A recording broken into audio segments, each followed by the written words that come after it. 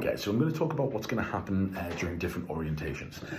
An orientation is just this pelvis moving as an entire unit pretty much, and it can move in multiple different ways, but just to simplify it for this first week, we're going to go down into anterior and posterior orientations of the pelvis. And you'll hear these you'll hear these get called different things. So that could be an anterior pelvic tilt, posterior pelvic tilt, forward orientation, backwards orientation, anterior orientation, posterior orientation, blah, blah, blah, blah, blah. There's lots of different words for it, but they all mean the same thing, forwards or backwards.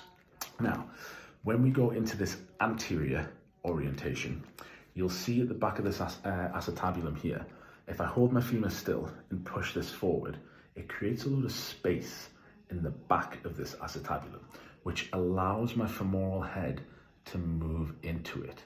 So it kind of glides into that. And that motion itself creates internal rotation.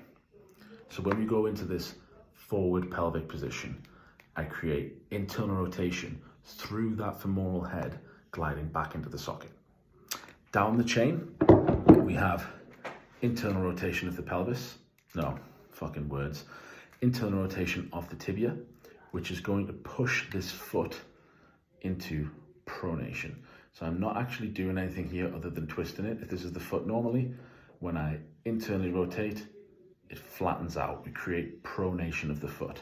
So we have this like continuous chain of internal rotation at the femur, internal rotation at the tibia, and pronation at the foot. And the exact opposite happens when we go into a posterior pelvic tilt. Posterior pelvic tilt tilts backwards, creates room at the front of the acetabulum to allow that femoral head to slide forward. So we get this kind of motion where it actually slides forward and causes external rotation. Down the chain, that comes with external rotation of the tibia, and you can see if I hold the foot still, that brings it into supination. So we have a higher arch here. Pronation, flatter arch, supination, higher arch. Now there are different layers of complexity that we'll add on top of this that we might go into, or we will go into a little bit later. But for right now, all I want you to grasp is anterior orientation, internal rotation at the femur, internal rotation at the tibia, and internal rotation at the foot, or rather pronation at the foot. Posterior orientation, external rotation at the femur, external rotation at the tibia, and supination at the foot. So we have this winding in and winding out. Cool.